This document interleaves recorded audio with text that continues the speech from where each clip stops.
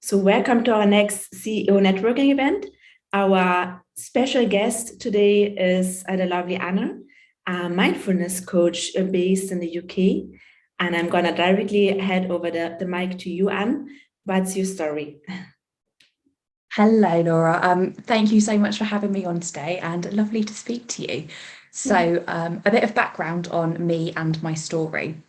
So my background is predominantly in psychology. So I got my undergraduate degree and then I started working straight in different mental health services. So I've got experience in both NHS, private, different kind of services.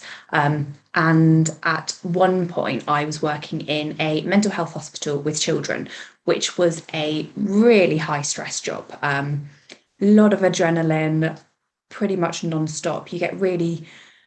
You get quite close attachments to the people that you're working with, both colleagues. It's just generally really high stress. At one point, I wasn't sleeping pretty much at all. There'd be incidents in the day. I was having really long phone calls because I was key member to one of the children there, and I was senior support worker and doing. It was a lot of. It was basically quite a high stress environment, and at the time, I did not notice. And it's really funny because it was only when I got out of that job and I was like, oh my goodness, this was not a normal amount of sleep that I was getting, that I recognized the amount of stress and the adrenaline and the effect that it actually had on me. And I then was looking at ways to support myself. So I kind of got into the mindfulness while I was working there to help me sleep, because at some points sleep disappeared. It wasn't really something that was I just could not sleep. I was trying everything. And that's when I started to get into mindfulness. And then I left, worked in some different services, but I was still really passionate about mindfulness, both in supporting the people I was working with. But I just couldn't understand why, as a member of staff, I was working in that high stress role and wasn't given the tools to manage my own stress. Because if I had been, and if, as general staff members, we had been, the quality of care for us would have been better, the quality of care for patients would have been better. And it's one of those things, and I seem to be the kind of person where I kind of get hooked on something. I'm like, why is this not taught to everybody? I want to teach it to everybody. So lockdown happened in 2020, and mindfulness, that was when I really kind of got back into it again. So I've been doing it before, but it was kind of patchy. I was like, oh my goodness, this is amazing. Would try different things. And then, yeah, I really got into it again in lockdown and was like, I want to learn how to be a teacher and how to kind of take that next step and be able to show people, I guess, properly, and teach people and actually have that knowledge base to go from. So that is when I got my teacher training qualification. So what I teach is a mixture of mindfulness-based stress reduction and mindfulness-based cognitive therapy. So they're both very evidence-based forms of meditation. So meditation can be there's lots of different types. You can go down like the spiritual route, you can go down anything that kind of feels right for you. But the kind that I teach, isn't like that. It's very much the evidence base and kind of the science behind it and the practical tools, because for me, that's what works.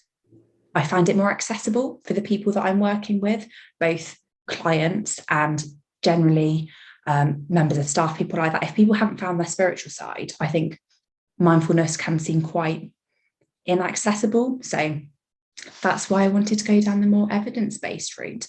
And yeah, that's it really. I was working in person for a while, and then I wanted to get bigger, work with predominantly coaches who are supporting others and kind of get this knowledge passed on and become more general knowledge, really. But that's my story. That's a bit about me. Thank you so much for sharing so openly with us, Anna. And I think you perfectly portrayed one of the main dilemmas that any service-based online business owner has, or business owner in general, which is being in a situation where it's not only taking care of your own business and yourself, but you're also taking care of your clients' businesses, right? We are working with other people. We are trying to really help our clients grow too. And then there comes this moment where we also need to take care of ourselves. And, the helpers, helping the helpers is what is our goal today. So for any coaches and even consultants, content creators out there, I wanted to ask you, could you share with us how mindfulness could help service-based online business owner to scale their business with ease and really go into this life-changing journey with all the stress that you're talking about that we all know so well, all online business owners know so well? Absolutely. So, like you were saying, it is when you, and I say it all the time on my Instagram, but you cannot pour from an empty cup. You should be prioritizing yourself, your own well-being, and then that will have so many positive knock-on effects on your business and the people around you. So when you're scaling up that business, initially you may have, when you're first starting out, other things that you've got other priorities, and then everything, it almost becomes all-consuming. You're trying to scale up, you're getting to that next stage. But if you're not focusing on your own mental well-being, things are going to start to have those knock-on effects. They'll be quite small initially, but long term, these stresses will build up. So things like your lack of sleep, if you're getting really caught up in content creation, you're booking in extra clients when you know that's normally like the time you start to switch off for bed, that will start to have a long-term impact. Things like generally getting stressed and that stress level being high constantly, you're constantly trying to do more and more and more, that has long-term impacts on your mental health and your physical health.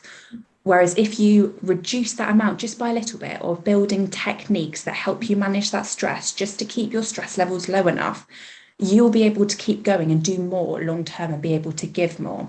You won't get to that stage where you're completely burnt out, because your body will make you stop. You will get to a stage where your body will force you to stop if you keep going.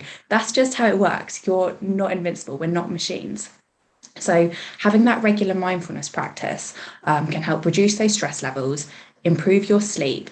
It can also help things like your compassion for others. You know, when you get to a stage you're quite stressed, you've got another call, and actually you're not showing up as your best self on that call. You've had 10 other calls. You're a little bit stressed. You're not showing up as your best self. Whereas actually building in that mindfulness practice can help with how you're talking to others, as well as how you're talking to yourself, things like self-compassion. And also just that time can help your brain come up with more things. If you're constantly going and going and going, when is your brain going to have time to be creative? Building in this time and giving your brain those breaks, so good for your physical health, your mental health, but also your creativity and being able to build more in your business. So in terms of that scaling, putting yourself first is so important to that, to make it sustainable and long term for that positive impact on you, the people that you're working with, and the actual quality of work that you're producing. There you go. Yeah, wonderful. I couldn't agree more, Anna. Also, speaking about mindfulness practice, one of the things that has helped me a lot personally, and that maybe some of the people listening to us will align with, is meditation. So I wanted to dive more into what kind of myths or factors that could be stopping people of starting with meditation have you encountered in your work with your clients? So there's always a few that come up. Firstly, that it needs to take ages. It doesn't. Actually, before I get into it, I'll break down the differences a little bit, if you don't mind, between mindfulness and meditation. Mm-hmm. So meditation is that general practice where you sit down, you set aside that set time to focus on your thoughts, the typical pictures that you see of people meditating and stuff. That's meditation. Mindfulness is bringing that awareness to your day-to-day life. Both are amazing. So you don't have to spend ages sat there meditating, listening to music, sat in silence, looking at a wall. You don't have to do that. You could spend like 3 minutes, 6 minutes a day being really mindful when you're brushing your teeth, and that will still start to have a benefit. So it doesn't have to take over your whole day. Small steps, start small, start with this mindfulness, that general awareness of what you're doing. When you're eating food, really noticing it, things like that. Just start to incorporate it into your day-to-day life, and then see how you kind of get on with that actual meditation practice. So first one, it doesn't have to take too long. There's so many different ways of doing it. So like that mindfulness and meditation, you don't have to be sat still for ages. If you're the kind of person, I have so many people come to me, they're like, oh, it's just not for me. Meditation is not for me. And I'm like, okay, we can do walking. Let's try you walking and just focus on that moment. And you're still bringing your awareness to yourself. That's still that small step that can help bring you back. You can still get those benefits from it. So it doesn't just have to be sat there. And also, it doesn't have to be spiritual. I mentioned this before. I think I like to recognize it does come from those Buddhist practices. And I guess it's quite a fine line of recognizing that, but also making sure that people who feel that that isn't for them feel like they can still access this form of mindfulness or meditation. There are lots of people who do have that spiritual side, and that's amazing. And some people end up discovering that spiritual side. But when you're coming into it, and lots of people, especially in, I guess, bigger organizations, often they're worlds apart, aren't they? So you don't have to be coming at it from a place like that at all. It can be for anybody. And if you're somebody watching this and you're like, it's not for me, I guarantee there is some form of mindfulness that is for you. It is honestly for everybody. It doesn't have to take long at all. Yes, thank you so much. I'm also gonna take the momentum to announce that I'm very excited to communicate to all of you listening today that Anna and me are working, Anna and I are working on a content series that will help you to integrate mindfulness in your day-to-day as an online business owner, which we will then announce accordingly once it's ready to publish. So that please stay tuned so that you can also profit from this bits and tweaks of a mindfulness practice for your daily life. Coming back to your story, Anna, now I'd love to hear from your perspective with the background you have and with getting to know the service-based online business owner works so well. Do you see yourself as a CEO? I love this question because I didn't for a while. When I was working in person more, I didn't.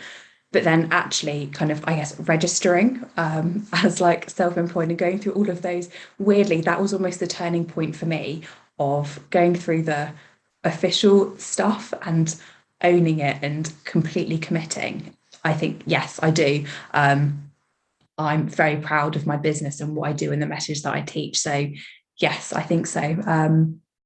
Yeah.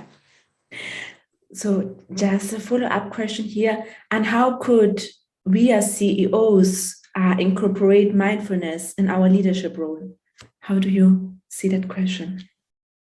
I think bringing that mindfulness, so have that practice throughout your day, but when you're in those leadership roles, be really mindful of those interactions that you're having with other people in your team. So being really aware of how you're doing and coming up to those, so maybe difficult conversations that you're having with people, or perhaps wanting to motivate people, and being really mindful of how you're doing. So you're able to show up as your best self to them. You're not bringing all of that stress. You're showing up as your best version, able to support them the best and bring out the best in your team as well, because you've then got that relationship. And being able to, I guess, when people come up to you is something that I work with a lot. So a lot of people who work in coaching businesses, they've set it up because they want to give and give and give. They've gone through something themselves, and it's being able to put in those boundaries so that you're giving and giving, but also you know your own limitations. And actually, if someone's really struggling, you're maybe not the person to support them with that. You can listen, but perhaps there's a time, and it's recognizing your own limitations of when you actually say, actually, I think this person will be a better, more appropriate support. This is a little bit out of my level in terms of the mental health that you're going through.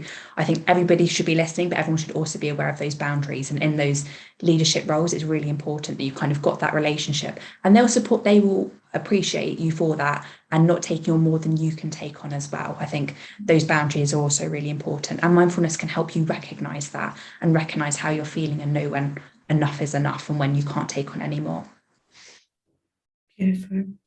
And now looking back on your journey, Anna, would you launch your mindfulness coaching business again?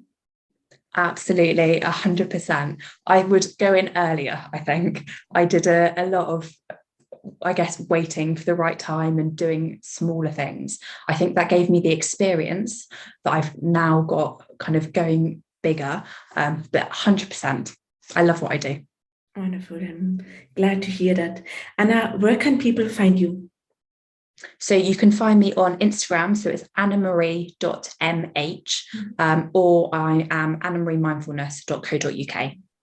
Perfect. And we're also going to show you links below this video so that you can also just check the show notes to see where you can reach out to Anna, or also leave any questions in the comments in case any questions come up.